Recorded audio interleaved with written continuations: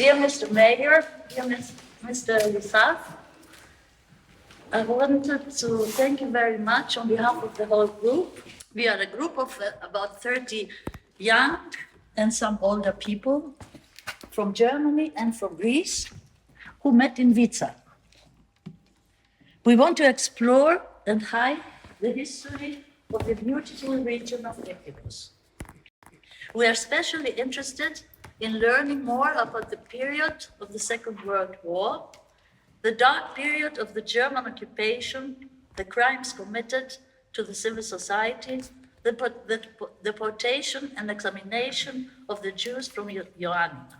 But we believe that future tasks go hand in hand with the responsibility that grows out of the past.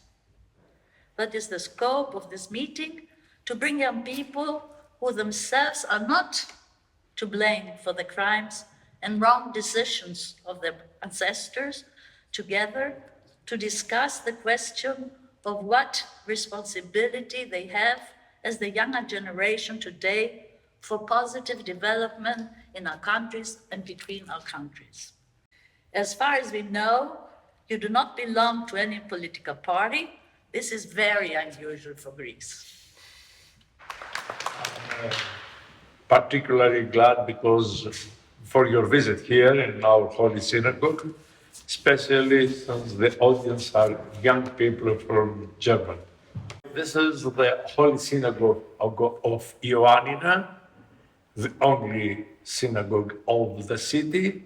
This building is 200 years old building.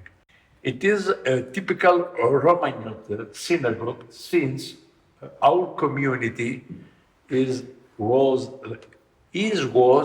the capital of the so-called Romaniote Judaism. This community has a history of at least 1,000 years. It's an old community. Now we are in the Jewish quarter. It is in the castle there was the Jewish, the Christian and the Muslim quarter.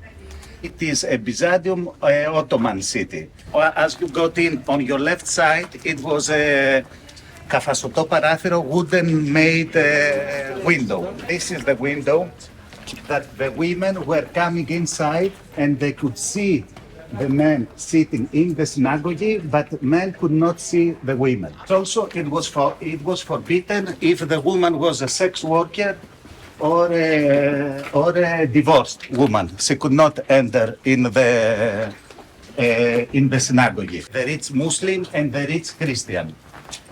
They started living in the castle in 1611. Till then, the castle, it was only for Christians. But in 1611, it was a big rebellion that against the Turkish ruler, that finally it was they lost, and the Turkish came inside the castle, and also the Jewish only rich and Christian could live inside the castle. The first reference about synagogue, it was in 1879. The first entrance of the synagogue was here. Ήταν το In 1879, it was the entrance of the first synagogue here. It is called Minyan. It was still 10 persons, so we know it was a small community. After that was closed, they made the wall, and the synagogue in front, it was after 1611.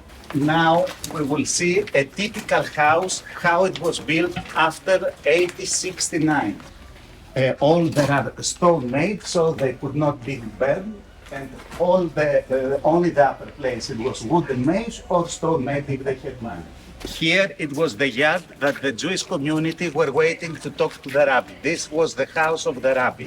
Here it was like thieves, non-working people, unemployment and something like this, that they were coming here. We say the rich was here, and the extremely poor was here. It was also in the night sex workers, it was land dealers and something like this. And of course this door was closing, and the rich people were getting out and could find employment people for jobs and something like this.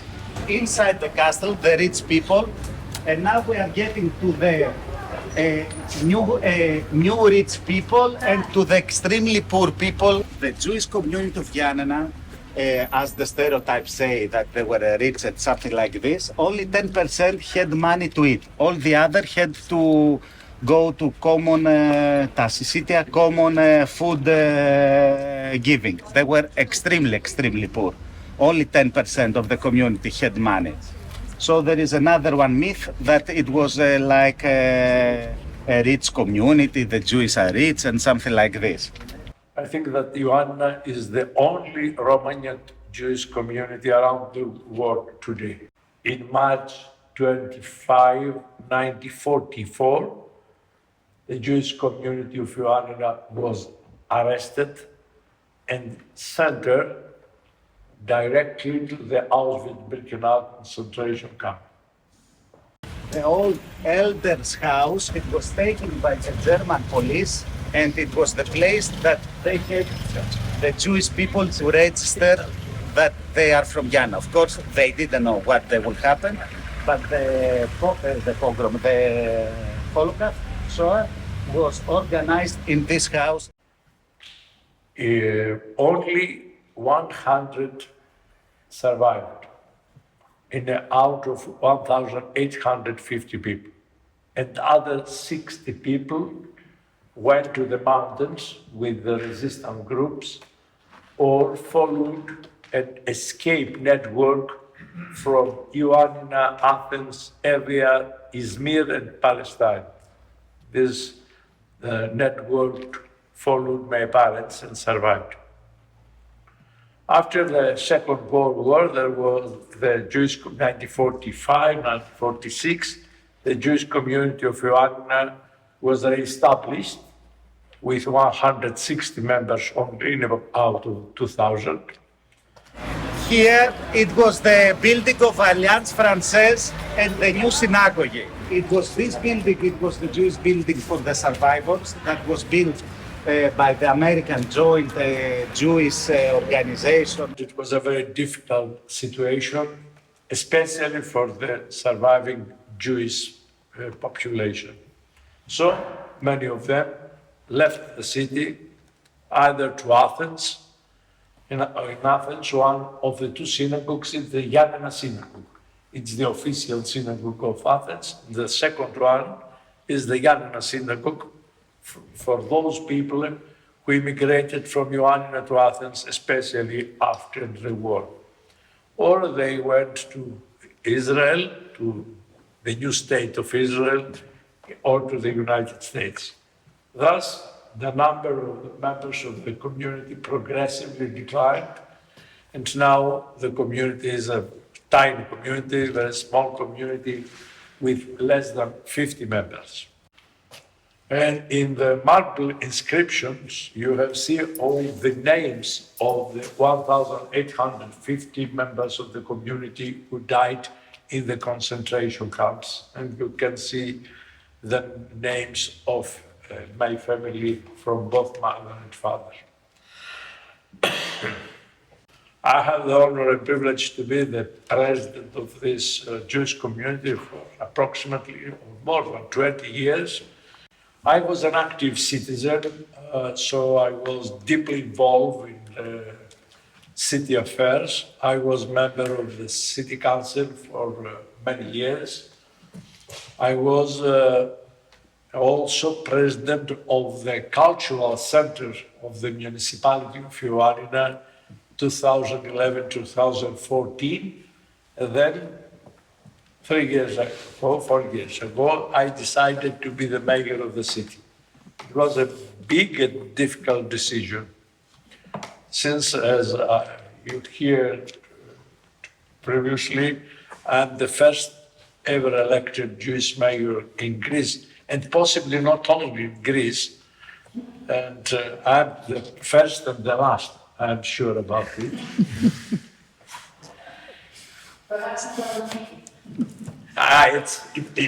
Thessaloniki is impossible. I can sign this.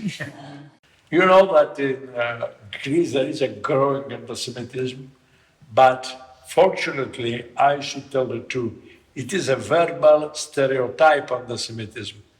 It means that it is anti-Semitism that believes in stereotypes and hate speech, but it's not violent. So no one is afraid of being Jewish here, first of all in my city, but also in the country. So I elected as the mayor of the city, despite my religion, because I have worked hard in this city. I told you that I was professor of internal medicine for 20 years. So I have hospitalized at least half of the population during my career. My career as a doctor is about 40 years. And I have worked, I think successfully, but it's not, I had very good reputation in the society as a doctor, as a teacher. Then I was deeply involved in the city politics. I was not elected suddenly as, Moses will be elected. I had 20 years participation in the local society as a member of city council, as a member of other societies. So I was very well known in the society. People knew me and believed me and believed that I can succeed as a mayor of the city. I'm not a religious man.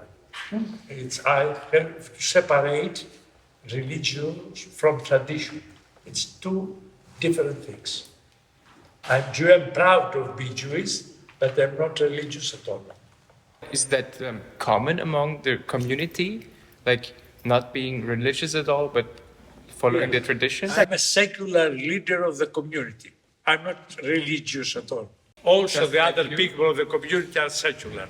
It's not a religious community at the moment. And I told you there are 50 people, and most of them are intermarriages. You understand that you cannot be a strict religious man. You are married with a Christian wife. It's impossible. It's so. It is a secular community.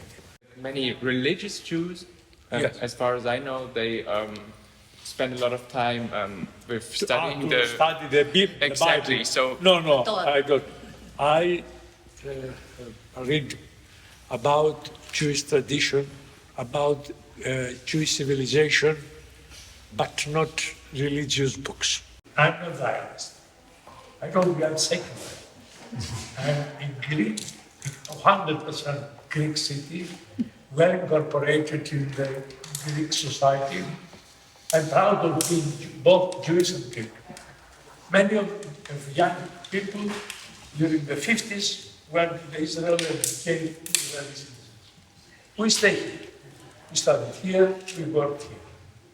We love our country, we believe in our country, our buildings of our country.